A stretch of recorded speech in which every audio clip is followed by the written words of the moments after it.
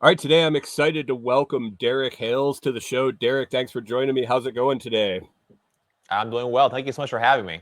Absolutely, absolutely. You popped up on Podmatch. I clicked on your profile. I love that service. I really enjoy using it. I think it's a benefit for both the host and the guest. But I pulled up your profile and I was like, yeah, okay, let's chat. An interesting story. I actually recognize the name of your first company, but could you introduce yourself to my audience, let them know who you are, what you have going on right now, and then we'll kind of circle back and talk about how you got there. Sure. So my name is Derek Hales. I am a professional mattress tester. I've been testing mattresses since 2014. Spent a little over a decade now doing it. We've tested a little over 410 mattresses to date. And yeah, I live in Scottsdale, Arizona. Nice, nice. So professional mattress tester, that could go a lot of different directions. Yeah, no kidding. For sure. But we talk about on the show how you got to where you're at. When you were a kid, were you a professional mattress tester? Was that your dreams and aspirations? Did you set your course and just kind of head there? Or what did you want to be when you were a kid? No, so certainly not. Growing up, the first thing I remember wanting to be when I grew up was an astronaut. Oh, nice. And I think I held on to that dream for a few years, and I'm not sure if just sort of apathy or other interests sort of like pulled me away. But I it kind of as I grew up a little bit later in elementary and middle school, I had no real strong career aspirations. I I get looking back, I think I had a sense of I wanted to do something sort of on my own with my own hands, with my own team kind of thing.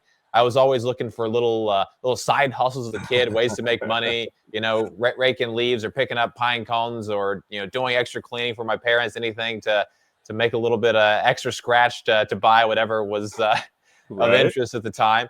And so, I really like doing my own thing and making my own way. So, um, definitely, doing something that is sort of my thing that I could build the way I want and really try to create something that's cool and helpful was always kind of driving me, I think. Was that encouraged by your parents? I mention on this show often when we talk to entrepreneurs, it seems like something that was spurred as a child. My dad set me outside a golf course outside the clubhouse and said, "Hey, here's a bucket and some sudsy water. Ask those guys if they want their clubs clean. They'll give you a couple bucks while they go in and have a beer." And I was hooked. And so like you, I mowed lawns, I babysat, I shoveled driveways. I lived in the Northeast where there was snow, but it was kind of encouraged as a child. Was that something that you just found on your own, or was there a catalyst there when you were a kid? The earliest catalyst, at least as my parents say, I don't have the memory, but according to them, when I was, 3 or 4, I wanted a bike, and it was like the middle of the year, not near Christmas, not your birthday. And they kind of made me a deal. It's like, we'll get you a bike, but you got to get half the money. And, this was, early 90s. So I'm sure the bike was, probably $50 to $100. So it was, no small amount of money for a kid. But I was like, oh, that's all I got to do. Fine, done. And so, I set about, picking up pine cones around the neighborhood, going door to door. I lived in Florida at the time, and there was just always pine cones everywhere. And so I'd come back with, just giant paper bags full of them, cleaning up yards. And that kind of really, really began it. And then once the ball kind of got rolling, I don't think my parents needed to do a whole lot of encouraging. Even as a young age, I kind of quickly put together like, oh, I can This do is this. nice. I get the stuff that I want and I like, and then we were off to the races. Then Did you pursue that out of high school? Did you want to go into business for yourself? Did you have an idea of that, or did you kind of pick a more traditional career path and go to school for something else? a little bit of both. I coming out of high school, I really didn't have a notion that I could, I don't know, do something big enough for it to be a full time thing for myself. But at the same time, that's what I was building without realizing it. So coming out of high school, I went straight to college. I went to Kansas State and graduated with a bachelor's in business and marketing. But while I was there, I was supporting myself financially by doing web design for people and also building my own websites. So in college, I was a bit of a nerd. Well, saying a bit of a nerd is an understatement. Also saying I am a huge nerd. But in college, at my nerd peak, I was heavily involved in gaming, playing a lot of this game called World of Warcraft. I had a website. I was one of the top PvPers in the world at the time, and I wrote and sold a digital book about how to earn currency in the game. And so through the blog and the website and my videos and earliest YouTube channels, 2007 era, 2008, I was able to support and pay my way through college that way. And so that was kind of my job for 4 years in college, was sort of running these websites. So you realized early the power of the unlimited audience, the unlimited customer base with digital products, and they're always for sale. That light bulb's going off for a lot of people now. But the fact that you were able to conceptualize that in the early days, and I say the early days because I grew up in the 80s and 90s, so I've watched this whole thing. I've watched it all come about. To grasp a hold of that, then, man, you had like a first mover advantage. Absolutely. It was, there were other competitors out there, but it really was the Wild West, and there's no real rules. Everyone was just kind of figuring it out as you went. And so, yeah, I don't know that you put it so articulately. Realize the first mover advantage and digital products and the scalability. And looking back, yes, like all of those things were true. At the time, I felt like I was just, kind of, a kid out there just kind of making it work, doing anything to try to get traffic to the website, get interest to the website and the channel, so that people would come and check out the book and hopefully buy the book. But yeah, was there any feeling that could have been what you were going to do full time? Was that it, or was it just like a little side hustle? Was there a moment you were like, I should maybe dive into this and this could be a thing?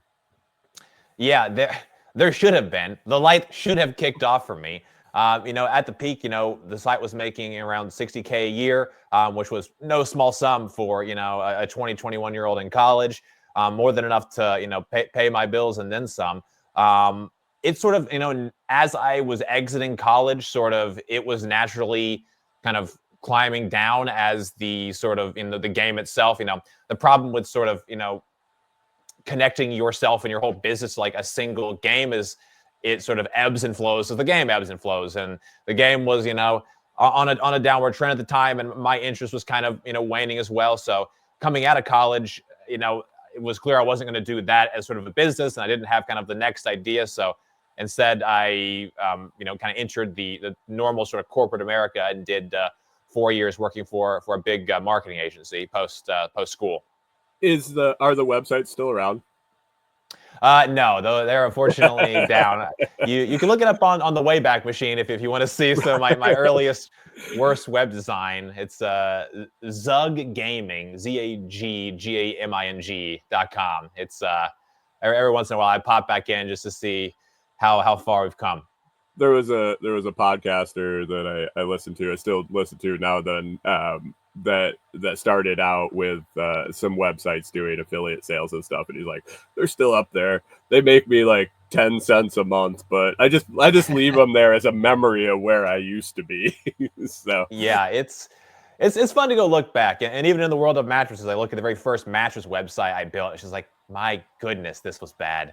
I almost feel that way with anything. I get about 6 to 12 months into the future, and I look back at what I've done. I'm just like, man, why did I do this way? It's so easy to look back in hindsight, thinking, all right, well, I should have done this, I should have done that, I should have, built this in a better way, because we just always are moving forward. So you took a job in marketing for a big company. Is that where your transition to the Mattress King it kind of took place, or was there more transition there? Is this how this rolled out? Yes. So I spent 4 years at the marketing agency. The first two learning a ton, really growing. It was really interesting to sort of work in that world, and work along, doing projects for, enterprise, clients, Fortune 100 type brands. The last 2 years, I had kind of learned kind of everything I was going to learn, and had entered the sort of the more painful stage of working in corporate America. It became very clear that my personality does not mesh well with corporate world. And so for better or worse, I was, really frustrated, looking for something else. And, then just kind of happened into this space. My wife and I got married in 2014. We needed a new bed. We did kind of the whole in-store shopping experience, trying to look for something. We found stuff we liked, but they were all, $5,000. And we were both very frugal, and absolutely did not have enough money to spend $5,000 on a bed.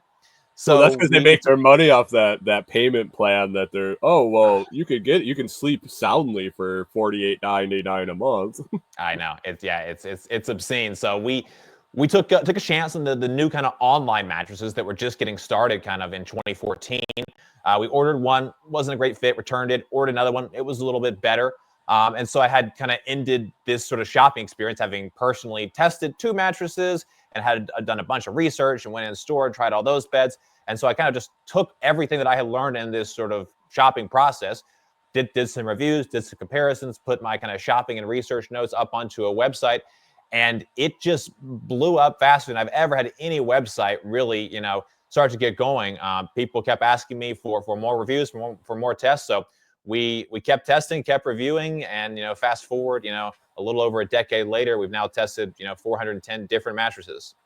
Were you doing any blogging or anything, or was this just, did you just looked at it and said, hey, I got all this stuff, maybe I should do something with it since I've already done this? Yeah, so I did not have any sort of active blog or website going in 2014. So I had sort of ended all of my sort of gaming content, as during my first kind of like year or two working in sort of corporate America, and that had sort of leveled off to nothing. And so I didn't really have anything in the interim, but I was kind of had in the back of my mind just when you're doing sort of digital marketing and SEO for big enterprise clients, it's kind of boring work, quite frankly. You're just sending documents over to their development teams, and they do it. And so like I really like the process of building the website, bringing the whole thing to life, and making the theme work, getting the plugins going. And so part of this was just I wanted kind of a fun hobby project to just sort of remind myself how to do this, how to build, how to write. And so it was a bit of a chance to sort of sharpen my skills again that hadn't had much use in recent years, and then just kind of a fun project for a weekend. Right. And I mean, if you knew what you were doing, and especially into the teens there, the 20 teens, things got pretty simple and quick to get up there. And like you said, you had done the research, you had done the testing, so it's all a matter of transcribing at that point. When it started to blow up, was there a moment right away that you figured it was going to be a thing, or did it take you kicking and screaming to figure out that you should pursue it a little bit?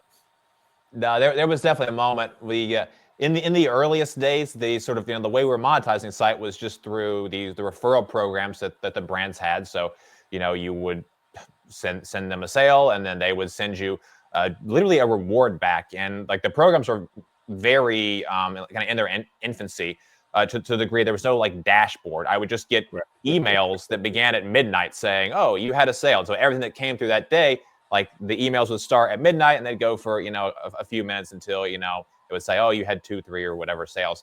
And I remember my wife and I were sitting in bed, and we had kind of like almost built this ritual, just sort of waiting up for the emails, just to say, oh, well, how many did we do today? And we're sitting there, and the phone starts buzzing and buzzing and buzzing, and it's 17 minutes later or so before all the emails had come in. We had something like 47 sales in one day. I'm thinking, oh my gosh, this is a real thing. We could do this. How long was that? How long? I mean, are we talking months, weeks to where you hit that? Weeks. Nice. Yeah, it was insane. It was sort of, I just, I was already frustrated at work and looking for something else.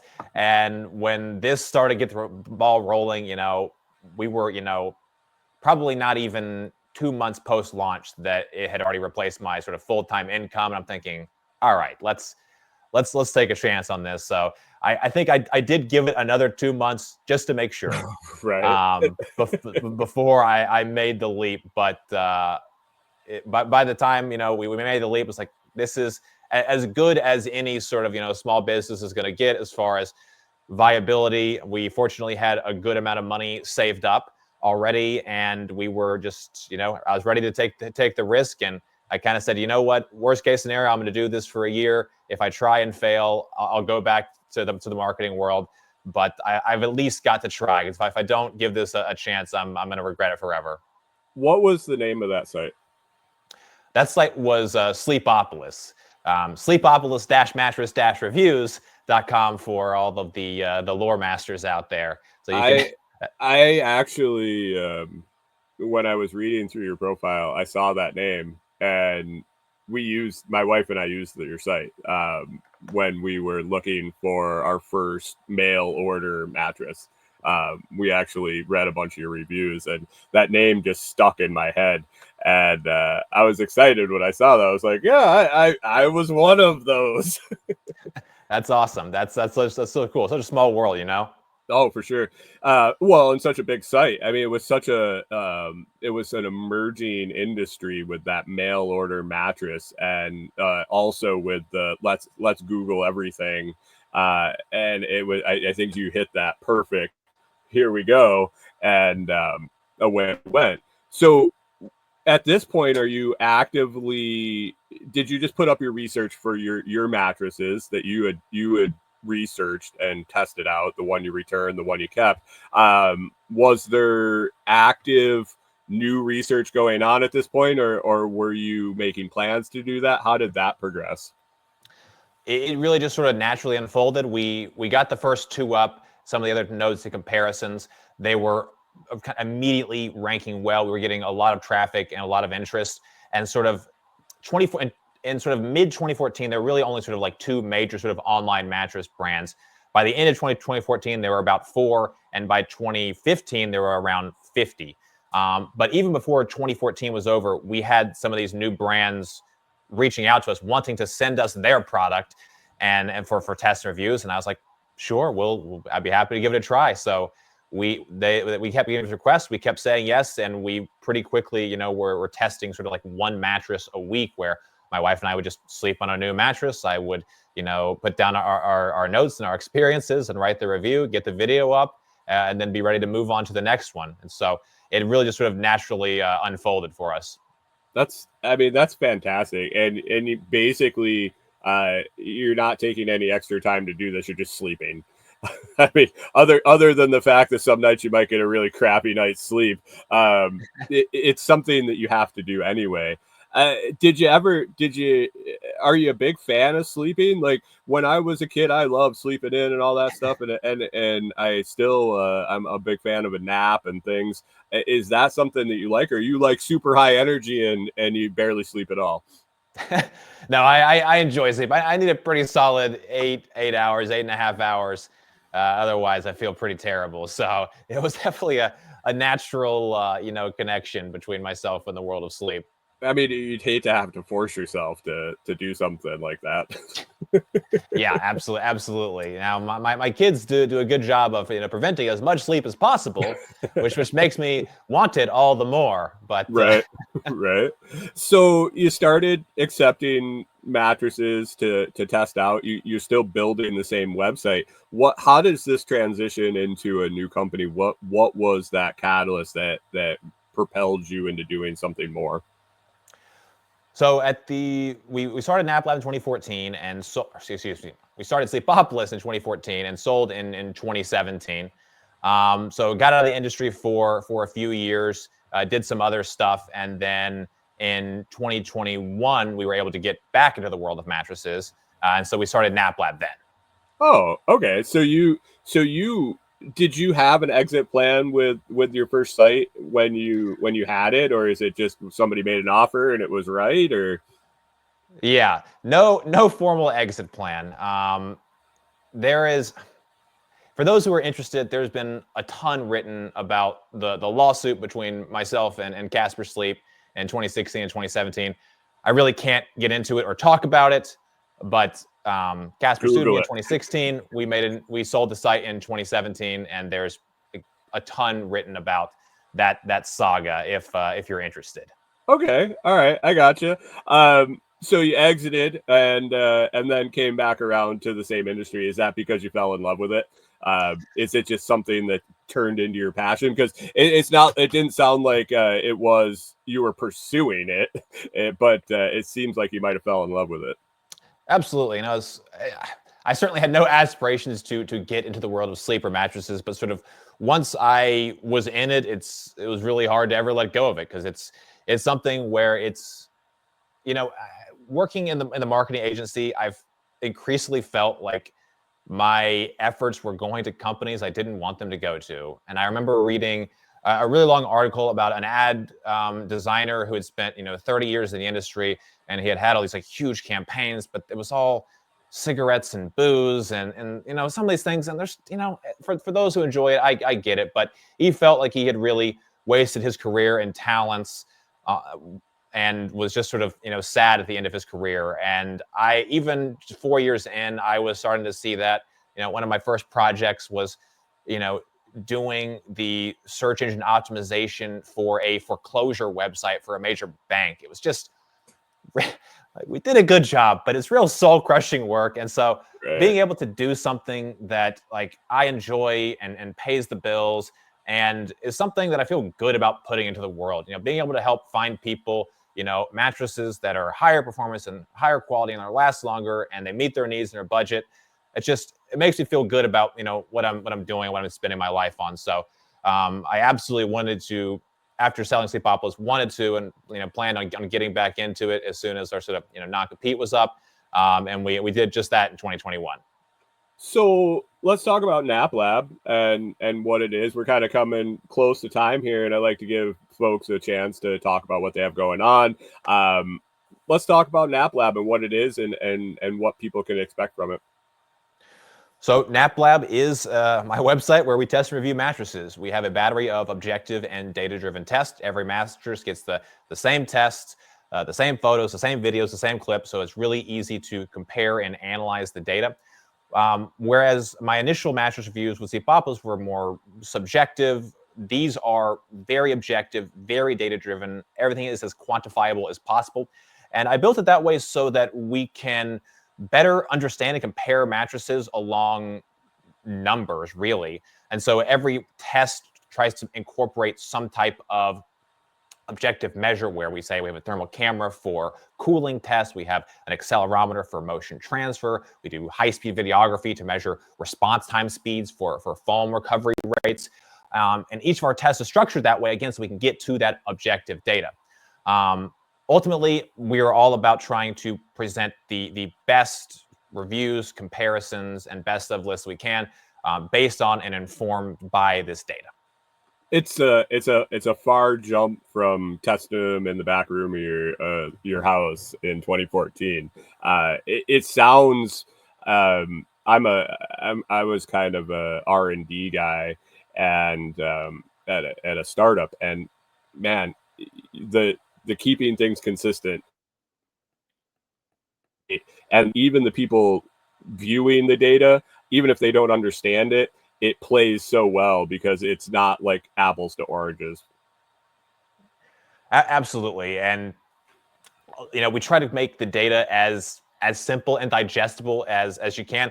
And you're right, you don't necessarily need to understand exactly how the motion transfer numbers, like what does that mean. Is that all you need to say this number is less than this number. And so when it comes to comparing mattress A to B, like that's really helpful because most consumers, even if they don't understand all the minutia, the fine points of the data, they know, okay, I'm a hot sleeper, or my wife moves around a lot and I got to get really low motion transfer, or I hate memory foam, or I just need the best mattress for $1,000. So they know like the specific things that are important to them, And it's very easy to expose those things on our site, again, in a really objective, data-driven, and digestible form, so you can really quickly filter and find the mattresses that are going to meet your needs best.